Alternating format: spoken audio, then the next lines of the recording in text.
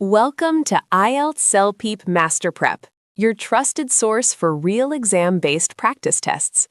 Every test you see here is inspired by current exam trends, and each one comes with full model solutions to help you master every section. Here's our daily schedule. IELTS tests drop every morning at 7:30 a.m. Eastern, and CLP tests every evening at 5:30 p.m. Eastern. No matter which exam you're preparing for, we've got you covered every single day. Are you ready for today's test? Give it your best shot and comment your score. The top 5 scorers will be featured in our monthly Achievers newsletter and awards. Want your name included? Let's begin.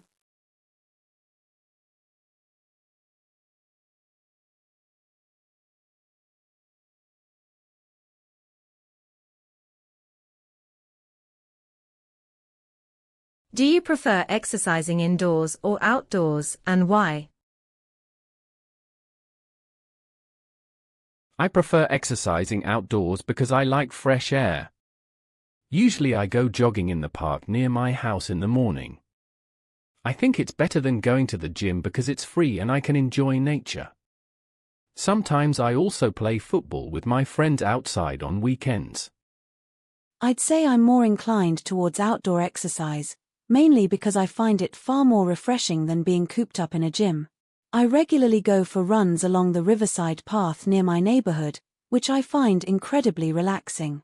That said, during the winter months I do tend to shift to indoor workouts, as the weather can be quite harsh where I live.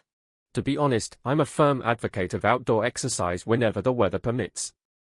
There's something invigorating about running through a leafy park or cycling along a coastal trail that you simply can't replicate on a treadmill. I find that being surrounded by natural scenery not only enhances my physical performance but also does wonders for my mental well-being. Having said that, I wouldn't dismiss indoor facilities entirely, as they're invaluable during spells of inclement weather. How often do you take part in physical activities? I try to exercise about 3 or 4 times a week. Mostly I go running or do some simple exercises at home. I know exercise is important for health, so I try to do it regularly. But sometimes when I'm busy with work, I skip a few days. I make a conscious effort to stay active on a fairly regular basis, typically around 4 or 5 times a week. My routine usually involves a mix of jogging, swimming, and the occasional yoga session. I've noticed that if I go more than a couple of days without any form of exercise, I start to feel rather sluggish and unproductive, so it's become quite a priority for me. I consider myself reasonably disciplined when it comes to physical activity. I aim for at least 5 sessions a week, alternating between cardiovascular exercises like running and swimming, and strength-based training such as weightlifting. I've been following this structured regimen for roughly 2 years now, and I must say, the cumulative benefits have been remarkable, everything from improved stamina to a noticeably sharper mental focus throughout the day. It's essentially become a non-negotiable part of my daily routine. Is there a sport you would like to learn in the future? Yes, I would like to learn tennis. I have watched it on TV many times and it looks very exciting.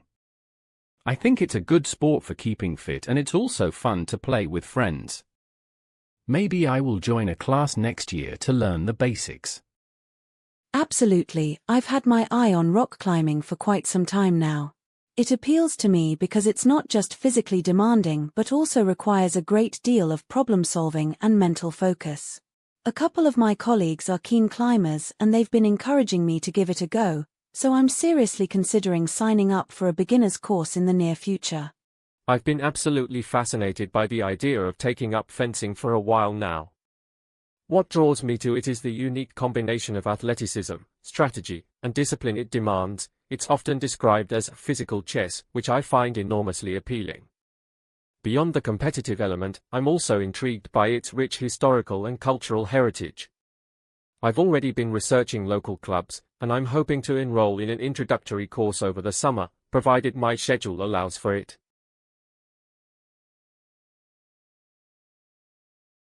Do you think you manage your time well? Honestly, I don't think I manage my time very well. I often leave things to the last minute, especially schoolwork.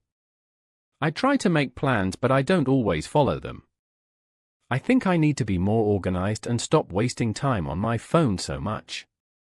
I'd like to think so, although I'll admit there's definitely room for improvement. I've started using a digital planner to organize my daily tasks, which has made a noticeable difference. I tend to prioritize the most urgent responsibilities first and work my way down, but I still occasionally fall into the trap of procrastinating on tasks I find less appealing, which can throw my whole schedule off balance. On the whole, I'd say I've become considerably more adept at managing my time over the past few years, largely through trial and error. I've adopted a method where I break my day into focused blocks of productivity, interspersed with short restorative breaks. It's loosely based on the Pomodoro technique. This structured approach has been transformative in terms of both my output and my overall stress levels. That said, I'm by no means perfect. I still have a tendency to overcommit, which occasionally leaves me feeling rather stretched. What do you do when you feel you have too many things to do? When I have too many things to do, I usually feel stressed. I try to write a list of everything and then do the most important things first. Sometimes I ask my family or friends to help me. I also try to take short breaks so I don't feel too tired or overwhelmed. When I'm feeling overwhelmed, the first thing I do is take a step back and assess the situation rationally rather than panicking. I'll jot down all my pending tasks and rank them by urgency and importance. I've found that breaking larger projects into smaller, more manageable chunks makes them feel far less daunting. If it's truly unmanageable, I'm not afraid to delegate certain tasks or ask for an extension where possible. Whenever I find myself juggling an excessive number of commitments, my instinct is to pause, take a deep breath, and impose some order on the chaos. I'll meticulously list everything that requires my attention and then ruthlessly prioritize based on deadlines and significance. What I've learnt over the years is that attempting to multitask is largely counterproductive, so I focus on completing one task thoroughly before moving on to the next. I also believe it's crucial to recognize one's limitations and communicate openly with colleagues or supervisors if deadlines need to be renegotiated. Has the way you organize your time changed since you were younger? Yes, it has changed a lot. When I was younger, my parents organized my time for me. They told me when to study and when to play. Now I have to manage everything myself, like work, chores, and social life.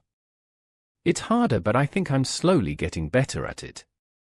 Without a doubt, it's changed considerably. As a child, my routine was essentially mapped out for me by my parents and teachers, so there was very little need for self-discipline. As I've grown older and taken on more responsibilities, I've had to develop my own strategies for staying on top of things. I now rely heavily on digital tools like calendar apps and to-do lists, which would have seemed completely unnecessary to me a decade ago. Oh, immeasurably so. Looking back, my younger self had a remarkably cavalier attitude towards time. I'd fritter away entire afternoons without a second thought, blissfully unaware of any real consequences. As I transitioned into university life and subsequently into the professional world, I underwent something of a paradigm shift. I came to appreciate that time is an inherently finite resource, and squandering it simply wasn't sustainable. Nowadays, I'm almost meticulous to a fault. I schedule everything from work deadlines to leisure activities, which some might consider excessive, but it genuinely helps me maintain a sense of equilibrium in what can be a rather hectic lifestyle.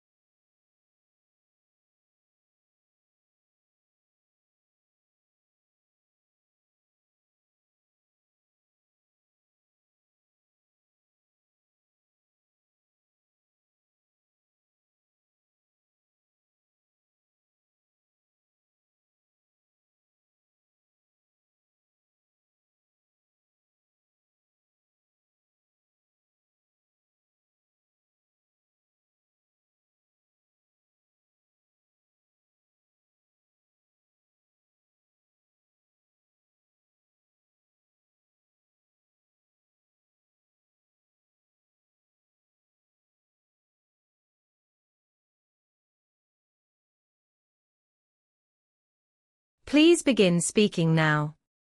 I'd like to talk about a song called Fix You by Coldplay. I first heard this song maybe about 10 years ago when my friend played it in the car. At that time, I didn't really pay much attention to it, but later I heard it again on the radio and I started to like it very much. When I listen to this song, I feel quite emotional because the lyrics are about helping someone who is going through a difficult time. The melody starts very quietly and then it becomes very powerful at the end, which I think is really beautiful. This piece of music is important to me because it reminds me of a hard period in my life when I was struggling with my studies.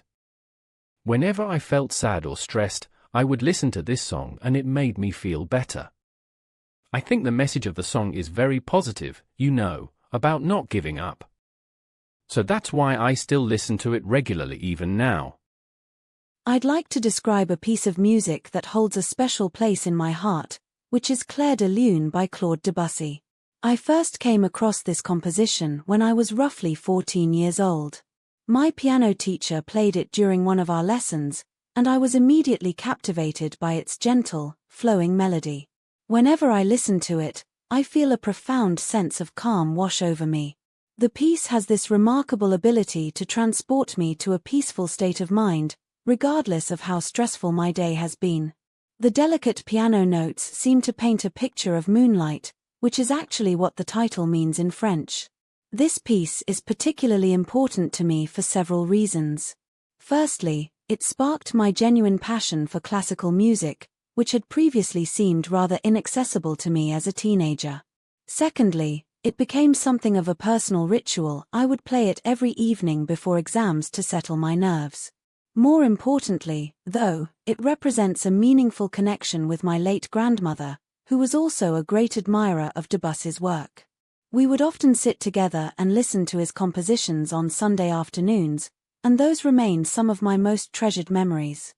I'd like to talk about a piece of music that has been profoundly significant in my life, and that would be Beethoven's A Moonlight Sonata, particularly the first movement. I was first exposed to this extraordinary composition during a live recital at our local concert hall when I was approximately 12 years old. My mother, who has always been a passionate advocate of classical music, had taken me along somewhat reluctantly, I must confess. However, from the very first notes, I was utterly spellbound. The piece evokes an overwhelmingly contemplative mood in me. There is something hauntingly beautiful about the way the arpeggios cascade gently over a sustained bass line, creating an atmosphere of quiet introspection that I find deeply moving. It is as though the music articulates emotions that words simply cannot capture. The significance of this piece extends far beyond mere aesthetic appreciation. On a personal level, it fundamentally transformed my relationship with music and motivated me to take up the piano seriously. On a deeper level, it taught me that vulnerability and restraint can be extraordinarily powerful forms of expression. I have carried that lesson into many aspects of my life, from how I communicate with others to how I approach creative endeavors. Furthermore, this sonata has been a constant companion through pivotal moments, university applications, career changes, personal losses, serving as a source of solace and perspective whenever life felt overwhelming. Do you still listen to this piece of music as often as you used to? Well, to be honest, I don't listen to it as much as before because I'm quite busy with work now. But sometimes when I have free time, especially at the weekend, I still play it. I think it's a song that I will always enjoy no matter how old I am. It brings back good memories for me, so I don't think I'll ever stop listening to it completely. That's an interesting question. I'd say my listening habits have evolved somewhat over the years. While I certainly don't listen to it on a daily basis as I once did during my teenage years, it remains a piece I return to fairly regularly, perhaps a few times a month. What has changed, though, is the context in which I listen to it. Previously, it was almost background music, whereas now I tend to set aside specific moments to appreciate it fully, often with a good pair of headphones in the evening. So in a sense, although the frequency has decreased, the quality of the experience has arguably deepened. That's a thought-provoking question, and I'd say the answer is rather nuanced. In terms of sheer frequency, I probably listen to it somewhat less than I did during my formative years, when it was virtually on a loop. However, I would argue that my engagement with a piece has become considerably more meaningful over time. When I was younger, I was drawn primarily to the surface-level beauty of the melody, whereas now I find myself appreciating the compositional intricacies, the harmonic progressions, the dynamic contrasts, the structural brilliance, in a way that was beyond me as a 12-year-old. So whilst the quantity of listening may have diminished, the depth of my appreciation has grown immeasurably. I also find that it resurfaces naturally during periods of reflection or emotional significance, almost as though it has become woven into the fabric of my inner life.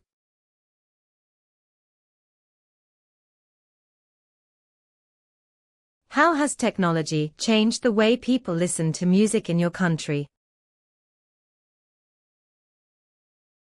I think technology has changed music a lot. In the past, people had to buy CDs or tapes to listen to music, but now everyone uses their phone. There are many apps like Spotify where you can listen to any song for free or for a small fee.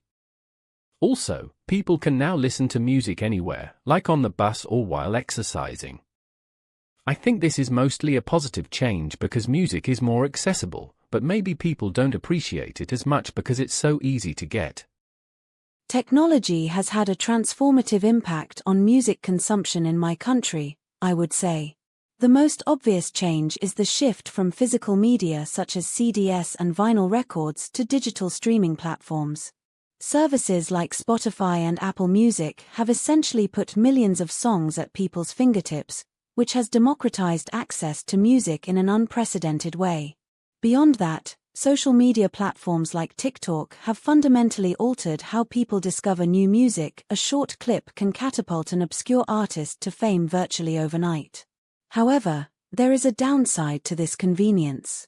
Many people now consume music quite passively, treating it as background noise rather than sitting down to listen to an entire album intentionally, which I think has somewhat diminished the depth of the listening experience. Technology has revolutionized music consumption in my country in ways that would have been virtually inconceivable a generation ago. The most fundamental shift has been the transition from physical ownership to digital streaming. Whereas previously one had to invest in records, cassettes, or compact discs, today an entire global catalog of music is available instantaneously through platforms such as Spotify or Apple Music for a modest monthly subscription. This has undeniably democratized access, enabling people from all socioeconomic backgrounds to explore genres and artists that might otherwise have remained beyond their reach. Furthermore, algorithms and curated playlists have reshaped the discovery process, often introducing listeners to music they would never have actively sought out.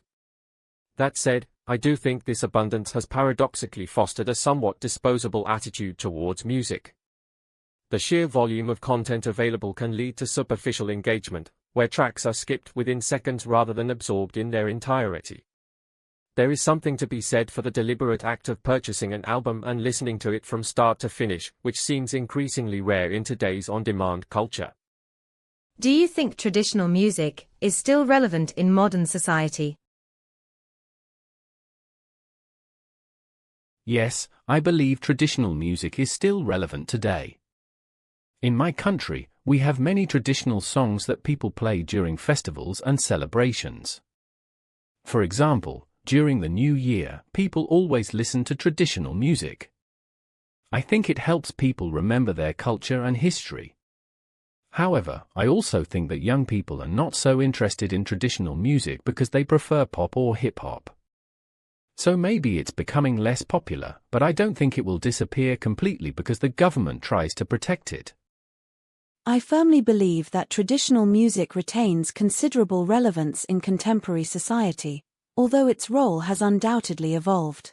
On one hand, it serves as a vital link to cultural heritage and national identity. In my country, traditional musical forms are still performed at weddings, religious ceremonies, and national celebrations, which helps to preserve a sense of cultural continuity across generations. Moreover, there has been a fascinating trend of musicians blending traditional elements with modern genres, creating hybrid styles that appeal to younger audiences whilst keeping traditional sounds alive. On the other hand, I acknowledge that purely traditional music faces genuine challenges in competing with the global dominance of pop, hip-hop, and electronic music.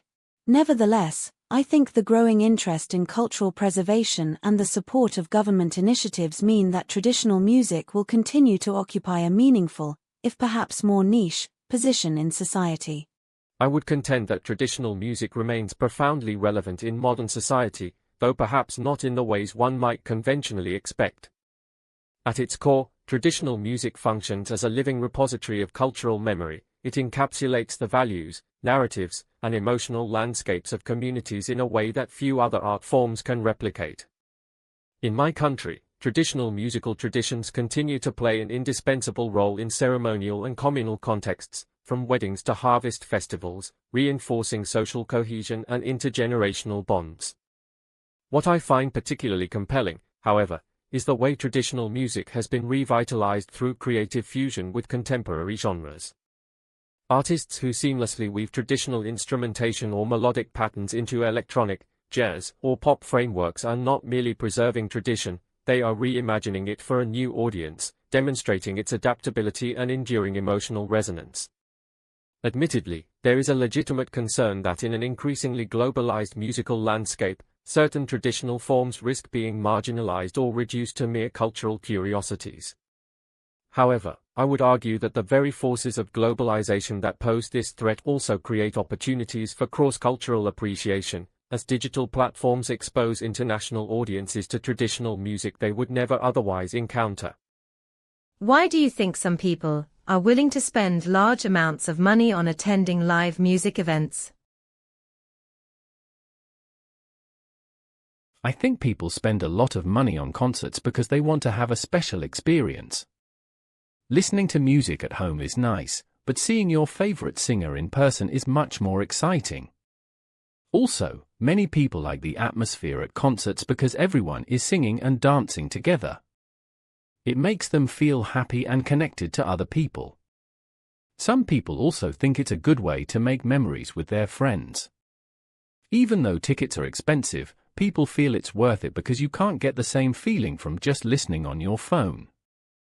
There are several compelling reasons why people are prepared to invest significant sums in live music experiences. First and foremost, I think it comes down to the irreplaceable quality of a live performance.